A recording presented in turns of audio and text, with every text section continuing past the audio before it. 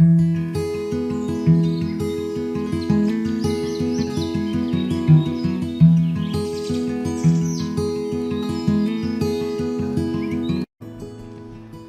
nga kabuntagong mga kapaglaom.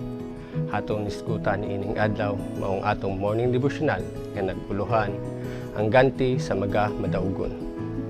Ug ang atong teksto makita sa Pinadayag 21 bersikulo 7 nga nag-ingon, ang maga madaugon makapanagiyan ni ining maong manulundon, ug ako mahimong iyang Dios, ug siya mahimong akong anak.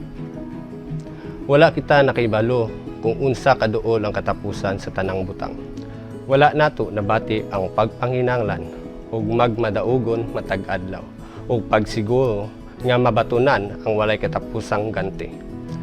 Ang mga tawo nga nakabantog sa mga tentasyon nga anaa sa kalibutan, pinaagi sa pag-ibog maoy ang umalambit sa Dios nung kinaiyahan. Ang sakripisyo gihimo alang kanato, dawaton ba nato kini? Nagkinahanglan kini og pag-ampo, nagkinahanglan kini og pagtuo, nagkinahanglan kini og pagsabot, aron mahimo nga umalambit sa Dios nung kinaiya. Apan sa atong pagbato niini nga kasinatian, dili kita makabenepisyo sa atong kaugalingon lamang.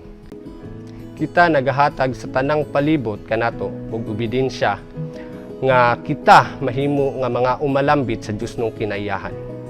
Ang tanan magahimo nga mga mananaog, atong paningkamutan nga magmadaugon, pangitao nato ang dako nga sukod sa Dios nung grasya. Dili ita magpadani sa mga elemento sa kalibutan, apan atong ipakita nga kita determinado ug mahimong mga mananaog matag adlaw ug oras. Ipadayag nato si Kristo og ang mga kamatuoran, bisan asa kita moadto, aron kita makahimaya sa Dios. Akong mga kaigsuunan, si Jesus nagigugma sa pagtaliwala alang kanato. Kaput kang Jesus, paningkamot nga mahimong mga magamadaugon, aron ang mangluluwas mudawat kaninyo yadto sa syudad sa Dios.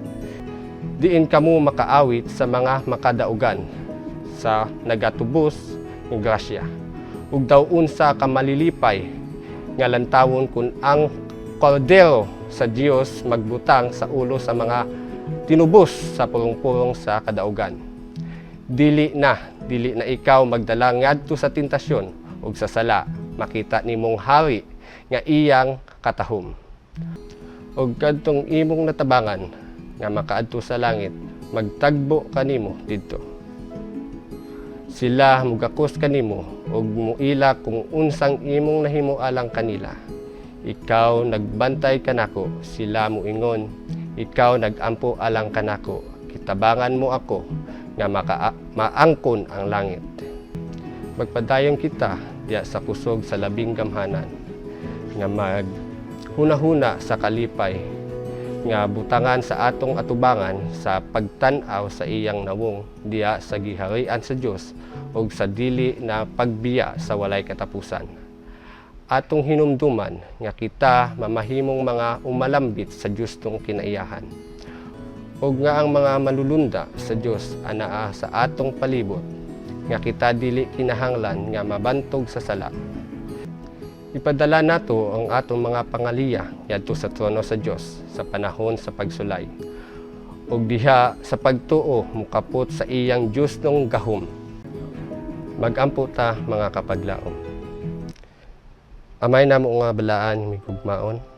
Salamat sini sa adlaw nga kabuntagon, na kung diin kami nagapasalamat sa imong mensahe nga among nakatunan karong buntag. Salamat Ginoo nga ikaw nga anaa pirmi sa among likod.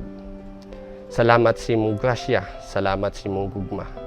Nga kung diin kami may inspirasyon nga kami mag-alagad na kanimo Ginoo tungod sa among nadawat adlaw-adlaw.